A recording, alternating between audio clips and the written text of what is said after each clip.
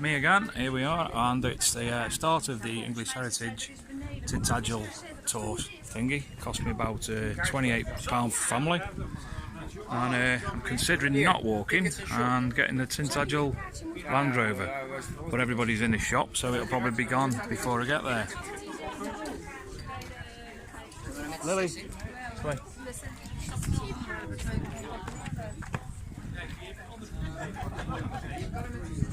Nice church in the distance.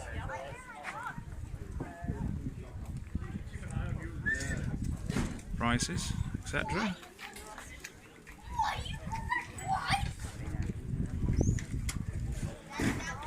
So, the Archaeology and Metal Detecting magazine at Tintagel Castle, alleged home and birthplace of King Arthur.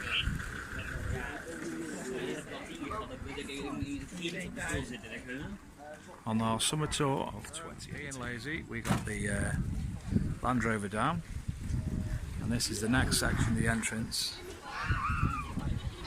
to Tintagel Castle.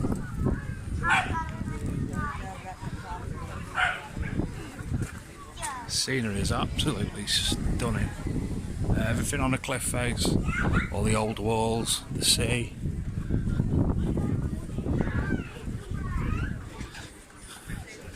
And all this is run by English Heritage.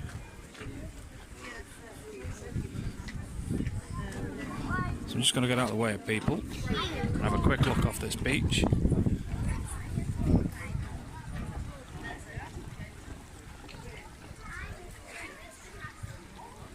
Well, that's it for now. I'll be back in a bit. This is Tintagel Cove. Several caves. I'm not 100% sure which is which, but one of them is a Merlin's cave. The bridge up there is the one you have to cross to go up to the castle up yonder. It really is a stunning place, and you can understand where the mythology and folklore began.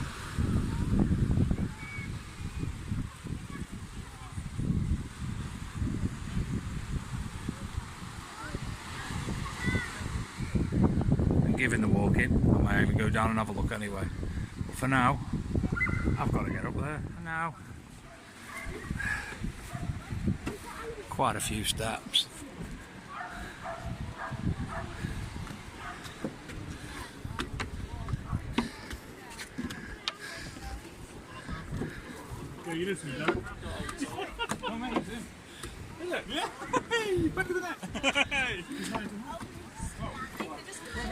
I am trying to look at this.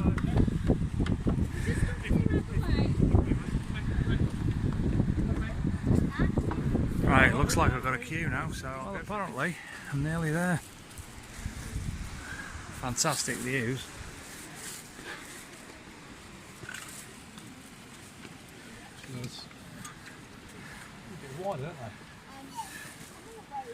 Unfortunately, steps only allow passing at certain points, so it's very queuing. That's the adjacent face with I think that's where some of the archaeology has been done of late.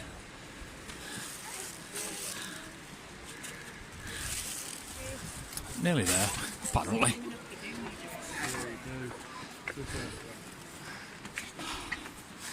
One thing I can say, I'll collapse tonight. Thank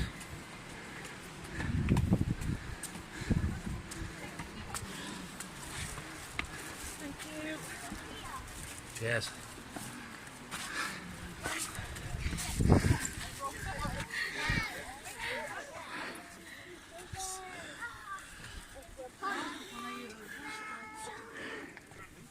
Come on, love.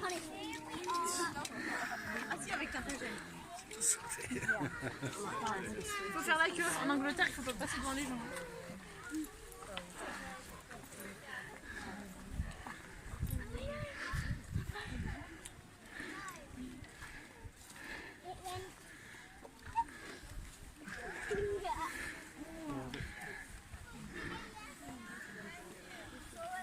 All right.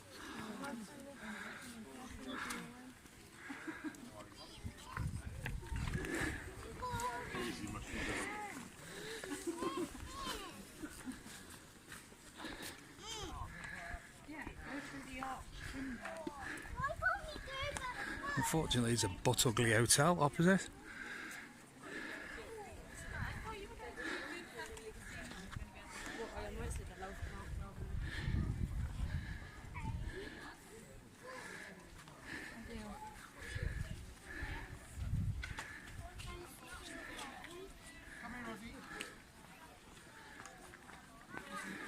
Times 2. The ruins in front of you are the remains of a series of successive halls and service buildings that once stood in the centre of the castle. The original Great Hall was built in about 1230 and was at least 20 metres long, but it later had to be rebuilt on a smaller scale when the far end collapsed and erosion of the cliff face. After the death of Earl Richard in 1272, the royal family rarely visited. However, a constable, gatekeeper, porter, chaplain were kept on the paid staff of the building, were occasionally prepared until 1387. The last structure to be built within the footprint of the Great Hall was a small two-room lodging, probably connected with the use of the castle as a prison in the 1380s. Important people such as John of Northampton, who had been Mayor of London, were held there. As you can hear, I'm knackered.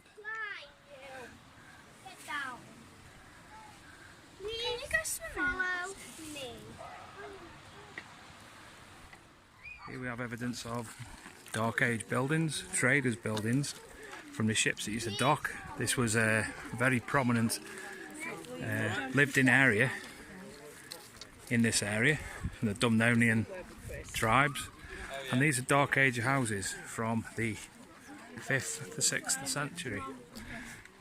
Please apologise for the amount of people in all the views, but fair dues, it is very, very, very, very busy. Alternative view of the Dark Age houses and the bay. Some more houses down there.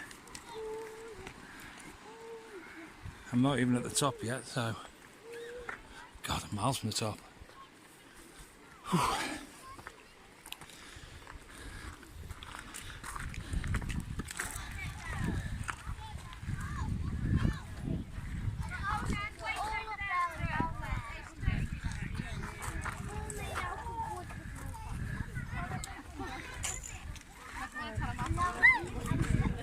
Evidence of more archaeology with the Dark Age houses.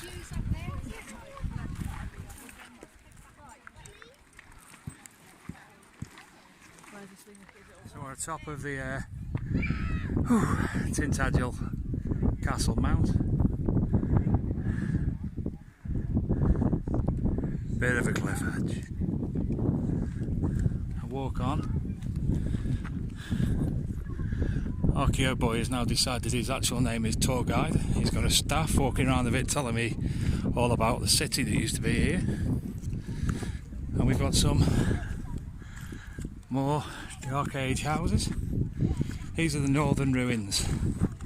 When the area was cleared by Raleigh Randolph's workmen in the 1930s, they found the walls of several simple buildings. They don't know the date of these structures, but they're probably formed part of the Dark Age settlement. With the collapse of the Roman rule in Britain at the end of the 4th century, this was a time of conflict, migration and invasions. The period is known as the Dark Ages because few historical sources survive. In the southwest, a powerful kingdom called Dumnonia emerged with Tintagel as its principal settlement. You might spot a circular oven in the corner of one of these buildings used to dry out cereals to prevent them from spoiling.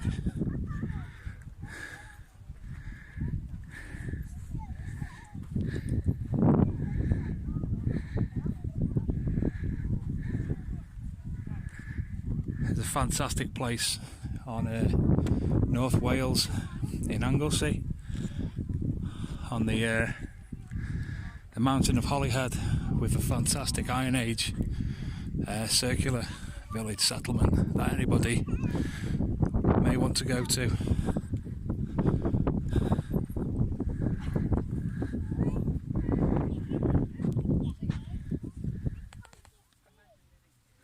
A nice one, people throwing the poo bags down holes.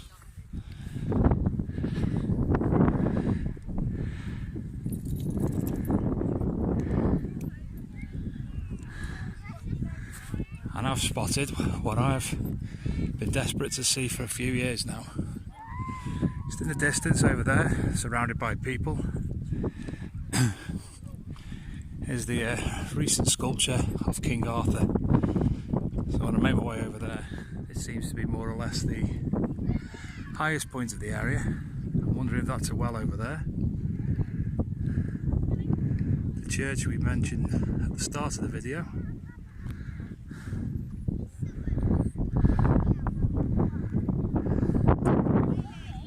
I can't wait to see the King Arthur sculpture over there.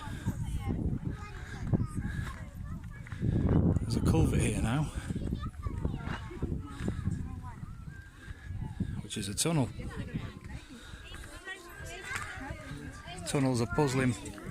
Marks on the inside show it was cut with metal teeth, perhaps enlarging a natural cave. It could have been for food store or perhaps a mysterious garden feature.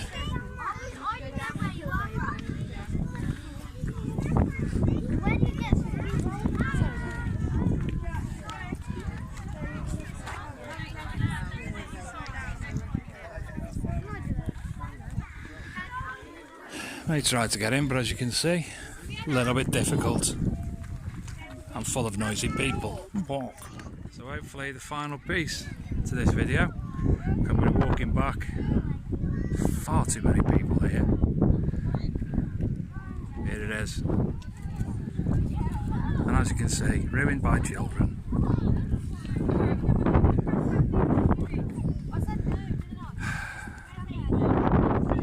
You know when you want to take a video, you can't take a video because there's... Oh, I could swear, but I can't do that video, can I?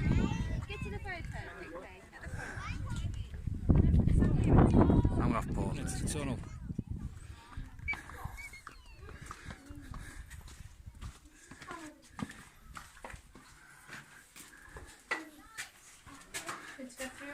We've already gone through. We haven't. I haven't either.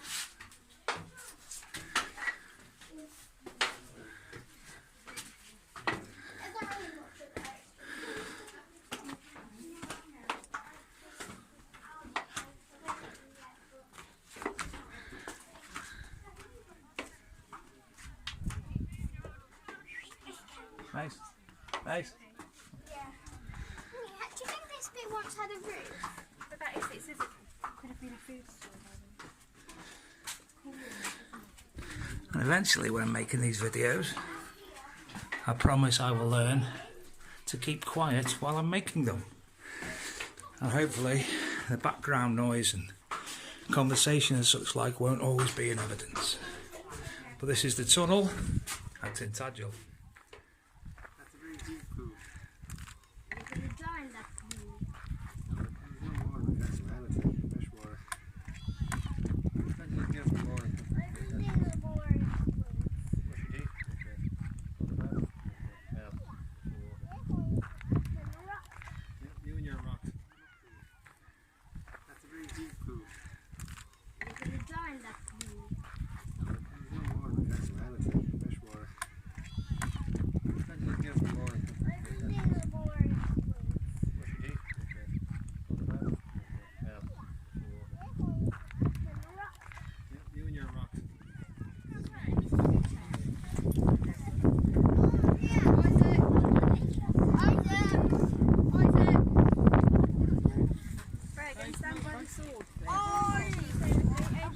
And that is what he's looking at.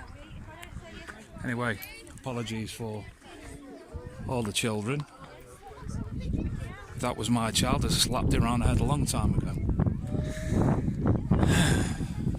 Life, eh? Anyway, these are the thoughts of Dave Sadler, Archaeology and Metal Detecting magazine editor only, and not the thoughts of the magazine in general. So, I think I'm going to end up now. Archeo boy, what do you think of the Tintagel? Really good. And what's your favourite bit? The night over there. King Arthur? Yeah. Yes. Say goodbye then. Goodbye. There is far more to see at Tintagel. Unfortunately, I haven't got the time or the legs. So, this is going to be the last bit. Awesome place. I could spend days here, never mind hours. The views are just phenomenal. Again, the only issue being that you have to come a lot early because the amount of people here. So if last thing in the morning or last thing at night. Oh, and this is a walled garden built in the 1230s and may have been a part of a romantic literary landscape.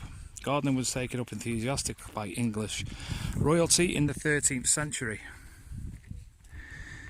The garden is in particular exposed position where few plants would have survived the winter, but it may have been transformed with temporary planting during visits by Earl Richard.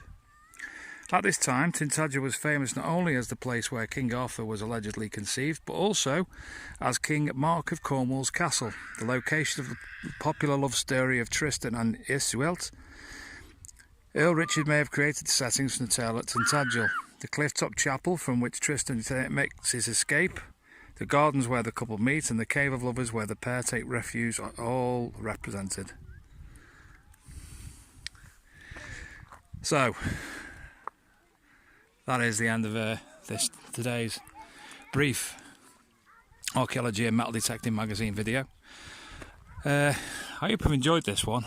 I've really enjoyed coming to Tintagel, again apart from the amount of people here and people who can't keep the kids under control on the effigy of King Arthur. That got on my goat a little bit, let's say. Anyway, from the Archaeology and Metal Detecting magazine, thank you for watching, and watch out for our other videos in the near future, and of course other videos we serve from YouTubers such as Digger Dawn, Drastic Sea and Man with the Hat, etc.